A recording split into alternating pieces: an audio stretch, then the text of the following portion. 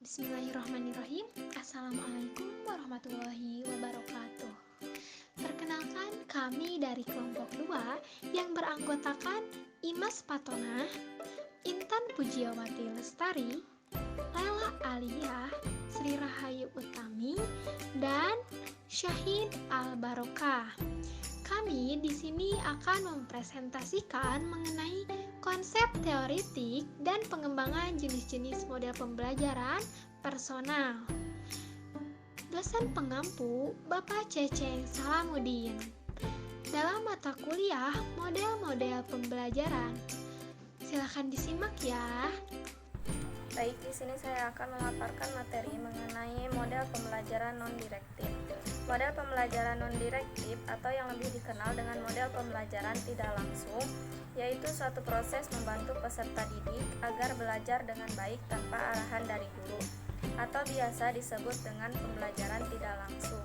Menurut model ini, guru berperan sebagai fasilitator dan membantu siswa menjelajahi ide-ide baru tentang hidupnya, tugas sekolahnya, dan kehidupan dengan teman-temannya. Peran guru dari pengajaran non-direktif adalah sebagai fasilitator bagi pertumbuhan dan perkembangan siswa. Model ini berasumsi bahwa siswa mau bertanggung jawab atas proses belajarnya dan keberhasilannya sangat tergantung kepada keinginan dan pengajar untuk berbagi gagasan secara terbuka dan berkomunikasi secara jujur dan terbuka dengan orang lain. Guru hanya memberi pokok-pokok tugas yang telah tersusun sehingga dengan tugas tersebut siswa dapat melaksanakan beberapa hal sebagai berikut, yaitu yang pertama, observasi pada objek pelajaran, kedua, menganalisa fakta yang dihadapi, ketiga, menyimpulkan sendiri hasil pengamatannya, keempat, menjelaskan apa yang telah ditemukan, kelima, membandingkan dengan fakta yang lain. Bismillahirrahmanirrahim. Baik, di sini saya akan menjelaskan tentang model latihan kesadaran. Model latihan kesadaran yaitu dikembangkan berdasarkan hasil kerja dari Franz William Scott. Metode Scott ini yaitu tentang pertemuan dan pelatihan kesadaran yang dirancang untuk membantu individu mengenai perasaan karena mereka dan cara perilaku yang berhubungan dengan intuisi, kontrol, dan kasih sayang, dan juga untuk membantu mereka mengatasi masalah mereka sendiri. Kemudian tentang perkembangan dan partisipasinya dalam kelompok sosial dan kaitannya dengan kebutuhan dasar, terutama untuk meningkatkan kesadaran dan memahami tentang tanggung jawab diri dan pilihannya mereka sendiri. Nah, jadi model latihan kesadaran ini dapat dikatakan yaitu untuk meningkatkan kesadaran manusia dan bertujuan membentuk kemampuan individu untuk menjalani dan menyadari pemahaman tentang dirinya sendiri. Sekian dari saya. Terima kasih. Di sini saya akan memaparkan materi yaitu model sinektik. Model sinektik berarti strategi mempertemukan berbagai macam unsur dengan menggunakan kiasan untuk memperoleh satu pandangan yang baru. Selanjutnya, model sinektik berorientasi meningkatkan kemampuan pemecahan masalah, ekspresi kreatif, empati, dan wawasan dalam hubungan dengan sosial. Sinektik merupakan suatu pendekatan baru yang menarik guna mengembangkan suatu kreativitas pada seseorang. Model sinektik biasa digunakan untuk keperluan mengembangkan aktivitas kelompok dalam suatu organisasi industri, di mana individu dilatih untuk mampu bekerja sama satu dengan yang lainnya, dan nantinya berfungsi sebagai orang yang mampu mengatasi atau sebagai orang yang mampu mengembangkan suatu kreativitasnya dalam produksi. Oleh karena itu, Model ini dirancang untuk meningkatkan kemampuan seseorang dalam memecahkan masalah, mengekspresikan sesuatu yang bersifat kreatif, menunjukkan empati, dan memiliki wawasan sosial. Adapun beberapa tipe analogi yang digunakan sebagai dasar latihan sinektik ada dua, yaitu yang pertama, analogi personal, menuntut siswa empati terhadap ide atau objek yang dibandingkan. Siswa menjadi bagian dari elemen fisik suatu problema. Identifikasinya mungkin terhadap individu, binatang, atau benda-benda mati.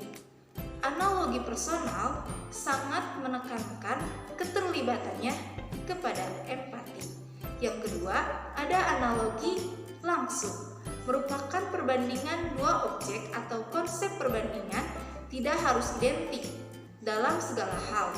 Analogi ini untuk mentransposisikan kondisi-kondisi topik atau situasi permasalahan asli yang pada situasi lain untuk menghadirkan pandangan baru tentang gagasan atau masalah. Mungkin sekian yang dapat saya sampaikan. Terima kasih. Baik, di sini saya akan menjelaskan tentang model pembelajaran sistem-sistem konseptual. Sistem konseptual ini dikembangkan oleh David Hahn dan rekan-rekannya yang memiliki fungsi interaktif dari tingkat perkembangan kepribadian seseorang atau tahap dan kondisi lingkungan yang ditemuinya. Salah satu tujuan Hahn adalah untuk membantu kita merencanakan lingkungan agar orang berkembang secara konseptual. Kedua, karena orang-orang pada tahap perkembangan mempunyai reaksi yang berbeda-beda dan dia ingin membantu kita membentuk strategi pengajaran yang sesuai dengan perkembangan peserta didik. Secara teoritis, semakin dekat sebuah strategi pengajaran disesuaikan dengan tingkat konseptual pelajar, maka proses belajar akan berlangsung dengan baik. Han menjelaskan dalam bukunya, alasan ia mengembangkan model pembelajaran seperti ini, yaitu karena pertama, ada banyak penelitian yang secara langsung mengeksplorasi perkembangan konseptual dan berbagai model pengajaran. Kedua, teori itu sendiri sumber yang menarik dari pendekatan perkembangan anak, pengasuhan anak, konseling, dan mengajar. Dan yang terakhir yaitu pengembangan konseptual merupakan suatu tujuan pendidik. Sekian. Bismillahirrahmanirrahim. Baik, di sini saya akan mempresentasikan mengenai model pertemuan kelas. Model pertemuan kelas dipelopori oleh William Glasser. Model pertemuan kelas disebut juga dengan model konseling yang memandang bahwa kekacauan psikologis yang dialami seseorang itu terjadi karena kegagalan fungsi sosialnya. Glasser percaya bahwa tiap manusia mempunyai dua kebutuhan dasar, yaitu cinta dan harga diri. Jadi, model pertemuan kelas merupakan model pembelajaran yang bertujuannya untuk membangun kelompok sosial yang saling menyayangi, yang saling menghargai, mempunyai kedisiplinan di dalam diri, dan komitmen untuk berperilaku positif. Model pertemuan kelas dapat dilakukan maksimal 3 kali di dalam sehari, tapi biasanya sekali sehari juga cukup tergantung permasalahannya. Pembelajaran pertemuan kelas memiliki 6 tahapan pelaksanaan, yaitu yang pertama, menciptakan suasana kelas yang kondusif. Yang kedua, menyampaikan permasalahan diskusi. Yang ketiga, membuat penilaian dari pribadi. Yang keempat, yaitu mengidentifikasi alternatif tindakan solusi. Yang kelima, yaitu membuat komitmen. Yang keenam, yaitu merencanakan tindak lanjut tindakan, seperti itu. Menurut Glasser, terdapat 3 tipe pertemuan kelas. Yang pertama yaitu pertemuan pemecahan masalah, menyangkut diri sendiri dengan masalah sosial seperti pertemanan, persahabatan, kesendirian, pilih jurusan, dan lain-lain. Yang kedua yaitu pertemuan open-ended, di mana pembelajar diberikan pertanyaan-pertanyaan mengenai pemikiran yang provokatif yang berkaitan dengan kehidupan mereka. Yang ketiga yaitu pertemuan diagnosis pendidikan. Terdapat beberapa struktur di dalam pertemuan kelas. Yang pertama yaitu sintaks. Sintaks di dalam model pertemuan kelas ada beberapa fase. Yang pertama yaitu pembelajar menciptakan suasana yang paling kondusif. Yang kedua, pembelajar dan pelajar menyatakan masalah-masalah yang akan didiskusikan. Yang ketiga, pembelajar menyuruh pelajar melakukan penilaian pribadi. Yang keempat yaitu pembelajar dan pelajar mengidentifikasi alternatif dari segi pelajaran yang akan didiskusikan. Yang kelima yaitu pelajar membuat suatu komitmen di dalam tingkah laku. Dan yang keenam yaitu pembelajar membuat kelompok tindakan tingkah laku. Yang kedua yaitu prinsip reaksi. Reaksi guru bersumber dari 3 prinsip, yaitu prinsip keterlibatan. Yang kedua, pembelajar tidak memberi penilaian. Yang ketiga yaitu pembelajar hanya mengidentifikasikan, memilih, dan mengikuti alternatif-alternatif dari studi tingkah laku. Nah, yang ketiga yaitu sistem sosial, di mana pembelajar hanya menjadi moderator di dalam kegiatan-kegiatan. Yang keempat yaitu sistem pendukung.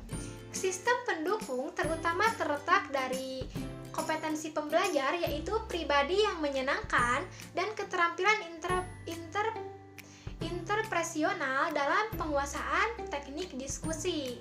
Sekian yang dapat saya sampaikan. Terima kasih atas perhatiannya. Bismillahirrahmanirrahim. Di sini saya akan menjelaskan tentang konsep pengembangan jenis model pembelajaran yang kelima tadi. Setiap negara yang terdampak cukup serius dari pandemi ini saat ini sudah menerapkan kebijakan belajar dari rumah atau BDR.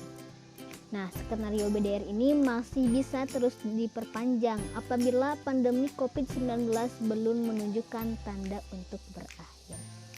Nah, dari kelima model pembelajaran personal tadi yang telah dijelaskan oleh teman-teman saya, yaitu yang pertama model pembelajaran non-direktif atau yang lebih dikenal dengan model pembelajaran tidak langsung, yaitu suatu proses membantu peserta didik agar belajar dengan baik tanpa arahan guru.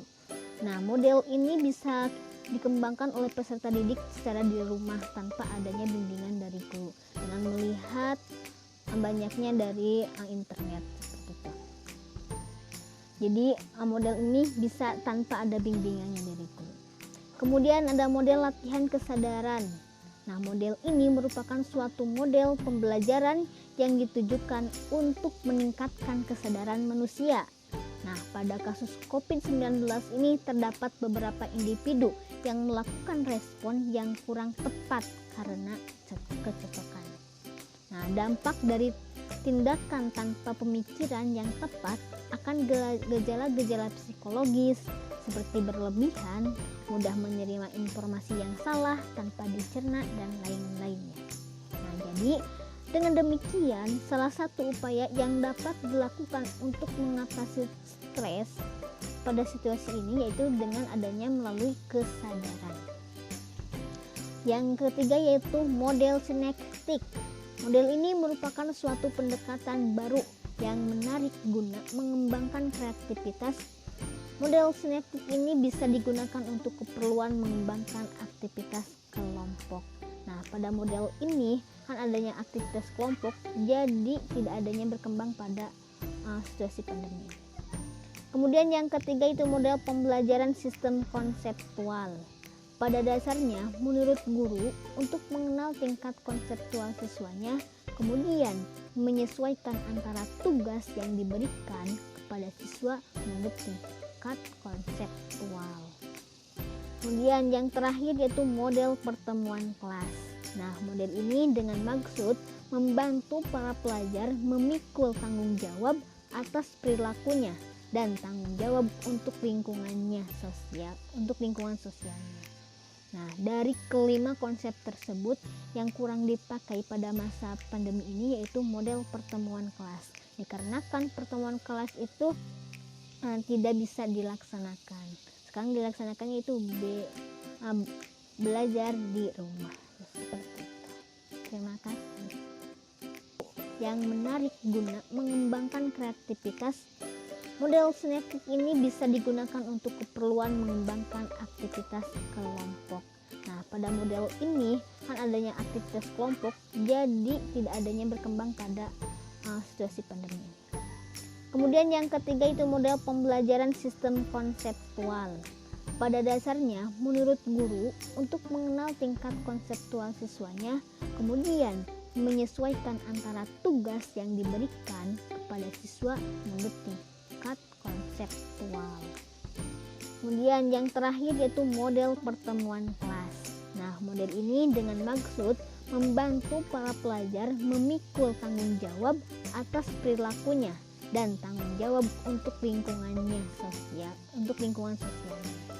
Nah, dari kelima konsep tersebut yang kurang dipakai pada masa pandemi ini yaitu model pertemuan kelas. Dikarenakan pertemuan kelas itu tidak bisa dilaksanakan. Sekarang dilaksanakannya itu belajar di rumah.